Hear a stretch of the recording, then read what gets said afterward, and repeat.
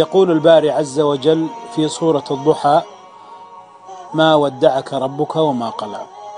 فانقطاع الخير عنك لبعض الوقت هو تهيئة لفيضان خير جديد لك. فمن لزم الحمد تتابعت عليه الخيرات، ومن لزم الاستغفار فتحت له المغاليق، ومن لزم الصلاة على رسول الله صلى الله عليه وسلم وجد ما تمنى وغفر ذنبه وكفي هم الدنيا والآخرة بإذن الله. فأكثروا منها، أي من الصلاة على النبي صلى الله عليه وسلم.